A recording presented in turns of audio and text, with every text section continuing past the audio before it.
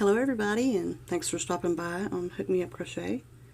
I thought today we could do a real quick hair scrunchie together. I've kind of been on a kick lately of making these. Plus I'm trying to go through this novelty yarn. And you don't have to make it out of this exact same yarn. You can make it out of anything. But it just happens to be what I have on hand, and I really love it. It's so soft, and I just keep thinking that it would be beautiful to make these in school colors for like the high school girls. I can even see, like the cheerleaders wearing them in their hair. But luckily, I was able to get this one on clearance, but even at normal price, it would still be worth it because the yardage, let's see, there's 125 yards. That would make a ton of hair scrunchies. And my daughter-in-law, she even wears hers around her wrist like a bracelet, and it looks really cute. So this really won't take too very long if you want to follow along with me. I'm using a size 6.5 millimeter hook, but you can use really any size you want as long as it's on the larger side. I think this calls for, let's see,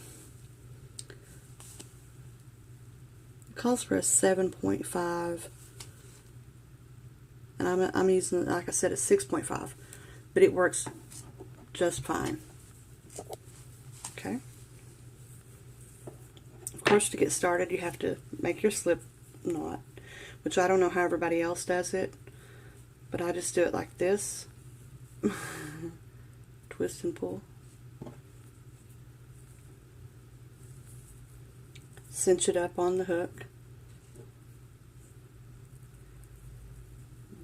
Take two, or at least I do, just for added strength, of these hair bands. And you can start anywhere.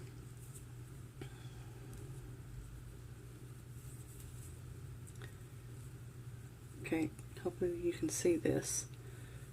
I'm just going to pull it around, yarn over, and pull through those two. And then I'm going to chain two more.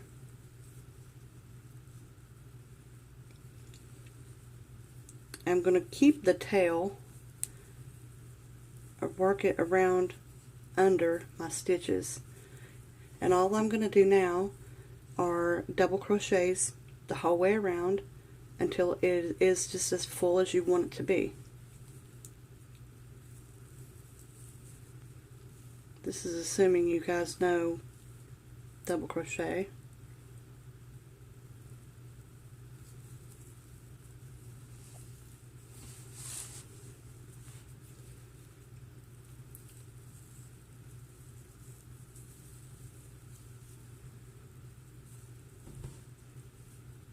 Pull through the two, and pull through two.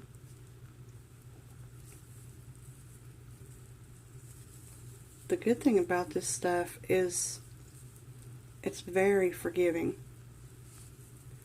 Even I've come to know that if you mess up, it frogs really easy. In which I thought, oh, my yarn's been stubborn. I thought by looking at it that it would be a nightmare if it ever came undone. Or that, if you ever needed to frog it, but it's not. It comes back out very, very easily. And I'm sorry, my hands keep moving so much. This is one of those projects that it's just kind of the nature of the beast. And you don't have to do it in double crochet. You can do it in single crochet, and it'll create a shorter hair fuzziness, whatever it's called. You can do it in half double. You can do it in, well, anything.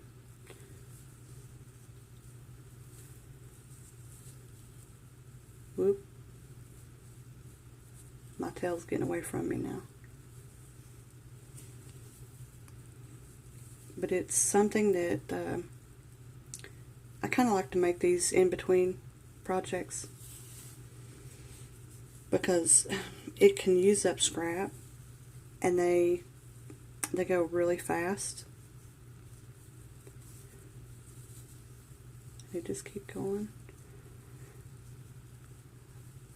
And also I wanted to talk to you guys, and tell you a little bit about me. I live near Atlanta, Georgia, but I moved here about a year and a half ago. Before I moved here, I lived in East Tennessee, and I was a jewelry designer. I mean, I made jewelry, and I made like gemstone jewelry, and I had some novelty beads and things, but mostly what I like to work with was Swarovski.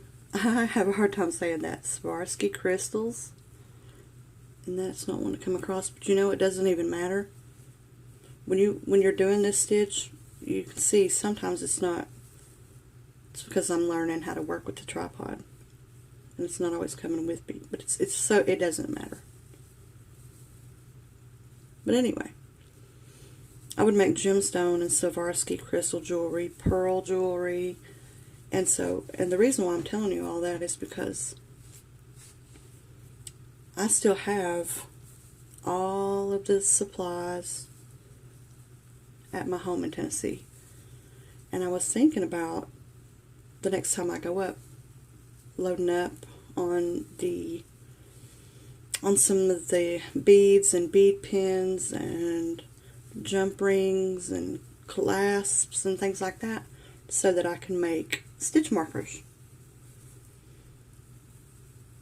Because I have some beads that are just fun beads, you know. I have wood beads, glass beads, and things like that. So, of course, I'm not going to make stitch markers out of, you know, fine gemstones or anything. And I was thinking that I could make up a bunch of those and send them out to my top subscribers. Just as a way of saying thank you. And not to toot my own horn or anything, but if you're familiar with Bead Trends magazine, several pieces of my work have been published.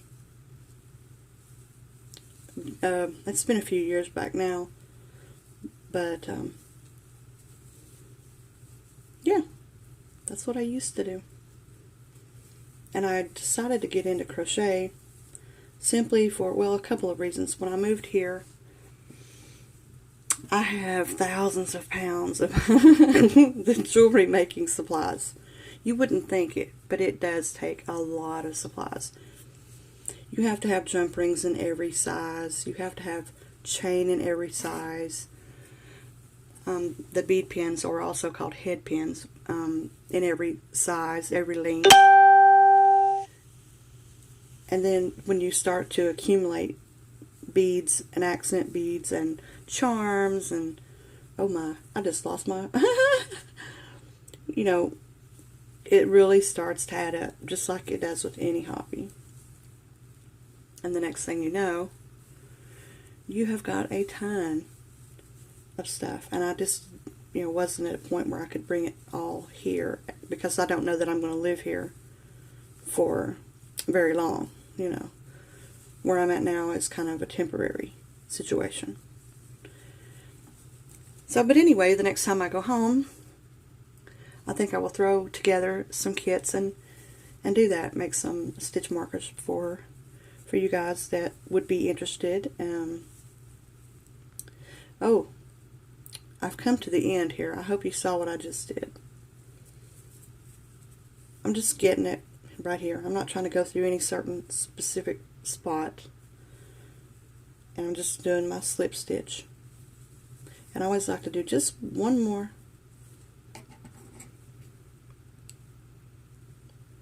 I'll trim a tail. Pull it tight. And now here what you can do, or what I do, I just kind of randomly go through with my hook and weave it back and forth. Then I start going back this way, the same as you would if it was a, when you get weaving your tail for any other project. Just kind of go back and forth and back and forth. It's not going to come out. And you just do that for as long as you want. Finally get to a point where I can trim it.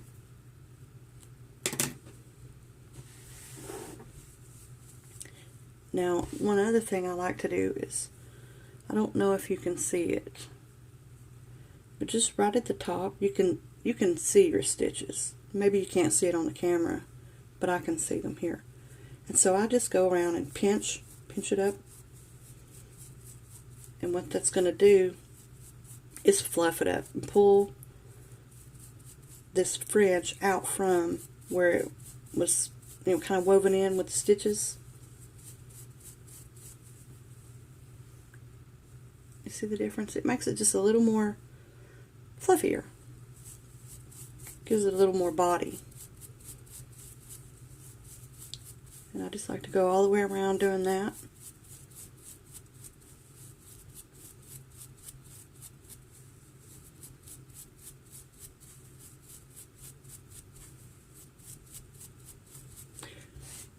What did you guys used to do? Do you have any other hobbies? I do apologize, someone's messaging me. Any other hobbies that you still do or used to do? Pretty much crochet is my thing now, because I had to simplify my life, and it's just a lot easier for me to have yarn and a hook.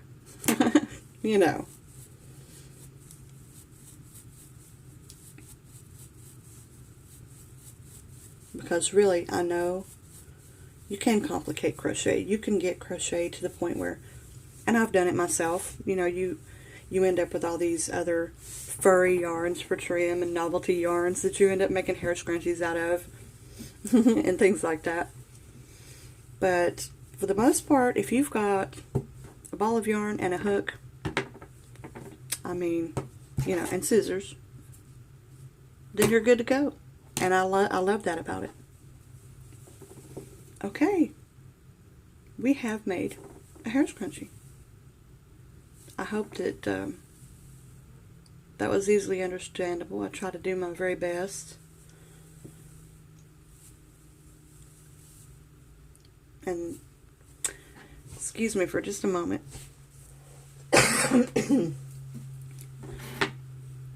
There's something in the air around here. It makes me cough, I think. And I also know that I have allergies. But let me know, what other hobbies do you guys do on a regular basis? And would you be interested in having some of my handmade stitch markers?